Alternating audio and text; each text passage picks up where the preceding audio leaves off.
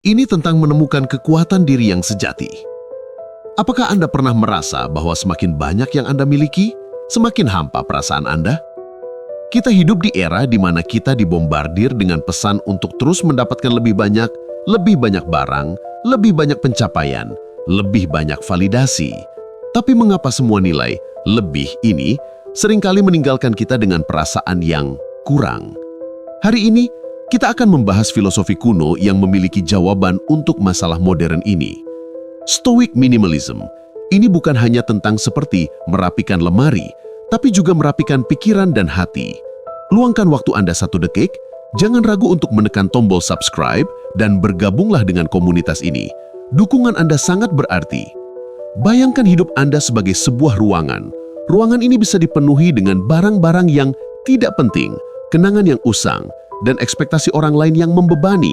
Semakin banyak yang Anda masukkan, semakin sempit ruangan itu, hingga Anda tidak lagi memiliki ruang untuk bernafas, bergerak, atau bahkan berpikir jernih. Minimalisme dari sudut pandang Stoa adalah proses mengeluarkan sebuah hal yang tidak penting itu, bukan hanya agar ruangan Anda bersih, tetapi agar jiwa Anda bisa bebas. Ini adalah tentang memahami bahwa kelimpahan sejati bukanlah memiliki banyak hal di luar, melainkan memiliki kedamaian di dalam. Kita seringkali terjebak dalam apa yang disebut paradoks kelimpahan. Kita percaya bahwa kebahagiaan adalah hasil dari penambahan. Jika kita membeli mobil baru, kita akan bahagia. Jika kita mendapatkan promosi, kita akan bahagia. Tetapi, kebahagiaan itu seperti gula, manis di awal, namun cepat memudar, meninggalkan kita dengan rasa pahit dan keinginan untuk lebih. Tanyakan pada diri Anda, apakah Anda pernah membeli sesuatu yang Anda pikir akan mengubah hidup Anda, tetapi setelah beberapa hari, ia hanya menjadi bagian dari tumpukan barang lainnya? Itu adalah jebakan konsumen. Alih-alih merasakan kepuasan, kita terjebak dalam siklus tanpa akhir untuk terus mencari validasi berikutnya, barang berikutnya, atau pencapaian berikutnya. Para filsuf Stoa melihat ini ribuan tahun lalu. Mereka mengajarkan bahwa benda-benda eksternal seperti kekayaan atau harta bersifat indifferent atau netral. Mereka tidak memiliki kekuatan untuk membuat kita bahagia atau sengsara. Kebahagiaan, menurut mereka, adalah hasil dari kebajikan, bukan kepemilikan. Mencari kebahagiaan dalam hal yang bukan materi. Paradoks kelimpahan memperlihatkan ironi modern. Semakin banyak yang kita miliki, semakin besar potensi kita merasa kekurangan. Kita hidup di era yang menawarkan lebih banyak pilihan dan kenyamanan dari sebelumnya. Namun kita juga menghadapi tingkat kecemasan dan ketidakpuasan yang tinggi. Hal ini terjadi karena kita terbiasa melihat kebahagiaan sebagai suatu tujuan yang bisa dibeli atau dicapai, bukan sebagai proses internal yang harus dipupuk. Kita bisa melepaskan diri dari siklus ini dengan mulai mengalihkan fokus. Alih-alih mengejar apa yang tidak kita miliki, kita bisa melatih diri untuk menghargai apa yang sudah ada. Rasa syukur adalah antidot yang kuat terhadap keinginan yang tak terbatas. Dengan menyadari bahwa kebahagiaan tidak bergantung pada akumulasi, kita bisa menemukan ketenangan dalam kesederhanaan. Coba renungkan, kapan terakhir kali Anda benar-benar merasa puas terlepas dari apa yang Anda beli atau capai? Momen-momen itu seringkali datang dari pengalaman, koneksi, atau waktu yang berkualitas, hal-hal yang tidak bisa dibeli dengan uang. Kebahagiaan sejati bukan soal memiliki, tapi menjadi. Inti dari pemikiran Stoik adalah pemahaman bahwa kebahagiaan tidak terletak pada kendali atas dunia luar, melainkan pada penguasaan diri. Ini bukan berarti kita harus menolak kekayaan atau pencapaian. Sebaliknya, kita diajarkan untuk tidak bergantung pada hal-hal tersebut untuk kebahagiaan kita. Jadi, alih-alih bertanya, apalagi yang bisa saya miliki? Mungkin pertanyaan yang lebih relevan adalah, seperti apa saya ingin menjadi?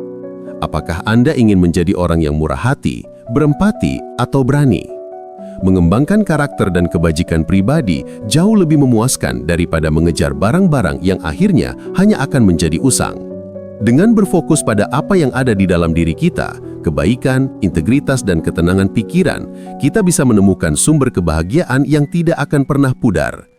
Ini adalah kunci untuk keluar dari jebakan paradoks kelimpahan. Lensa Stoa pada materialisme.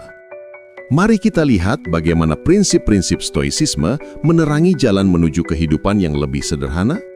Pertama, memento mori, yaitu ingatlah bahwa Anda akan mati. Ini bukanlah pengingat yang menakutkan, melainkan seruan untuk hidup. Prinsip ini mengingatkan kita bahwa waktu kita di bumi terbatas, dan setiap barang yang kita miliki membutuhkan sebagian dari waktu dan energi kita. Bayangkan saja, waktu untuk membelinya, waktu untuk membersihkannya, dan waktu untuk merawatnya. Apakah Anda ingin menghabiskan waktu berharga Anda untuk hal-hal yang tidak penting? Dengan mengingat kefanaan, kita mulai menghargai waktu lebih dari barang. Kita menjadi lebih sadar tentang bagaimana kita menghabiskan setiap jam yang kita miliki. Alih-alih mengisi hidup dengan barang, kita bisa mengisinya dengan pengalaman, koneksi, dan pertumbuhan pribadi. Kedua, amor fati, yaitu cintailah nasibmu. Prinsip ini adalah tentang menerima dan merangkul semua yang terjadi dalam hidup, termasuk apa yang kita miliki dan tidak kita miliki. Jika Anda kehilangan harta benda, seorang stoik akan melihatnya sebagai kesempatan untuk melatih pelepasan, bukan sebagai bencana. Prinsip ini membebaskan kita dari kecemasan akan kehilangan. Ini mengajarkan kita untuk tidak mengikat kebahagiaan kita pada hal-hal yang dapat diambil dari kita. Kebahagiaan sejati, menurut stoiksisme, terletak pada karakter dan kebaikan yang ada di dalam diri kita, sesuatu yang tidak bisa dirampas oleh siapapun. Ketiga, kebajikan sebagai satu-satunya kebaikan.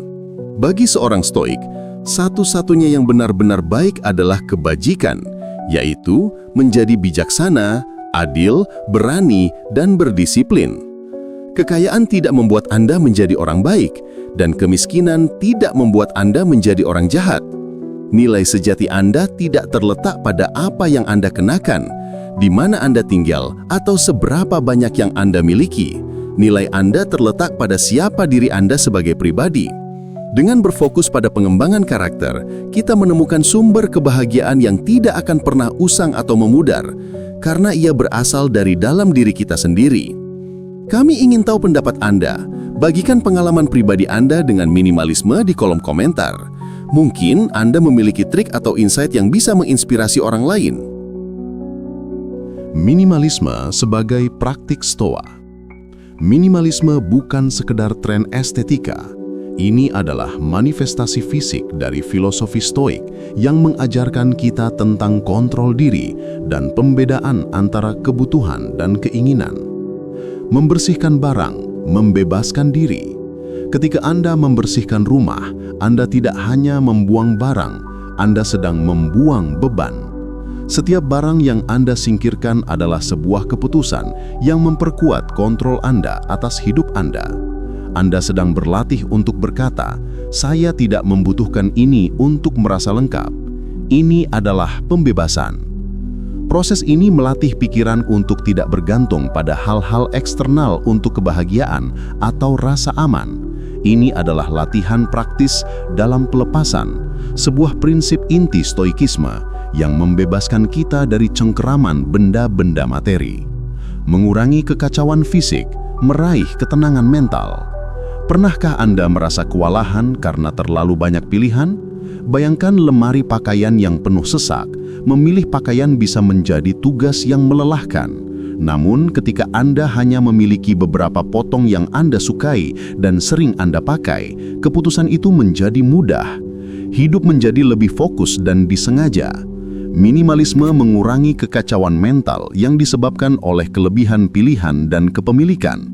Dengan memiliki lebih sedikit barang, Anda menghemat energi mental yang bisa dialihkan ke hal-hal yang benar-benar penting, seperti pertumbuhan pribadi, hubungan, atau tujuan hidup Anda. Hidup dengan sengaja.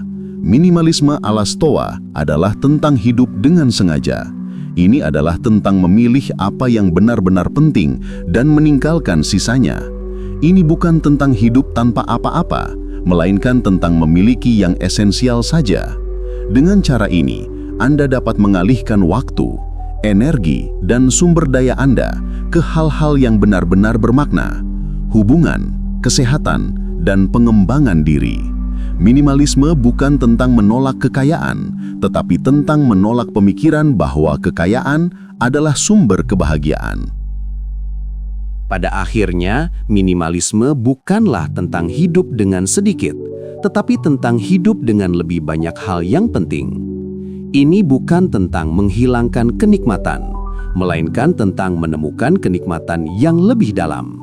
Kenikmatan dari ketenangan, dari kebebasan, dan dari memiliki waktu, bukan barang.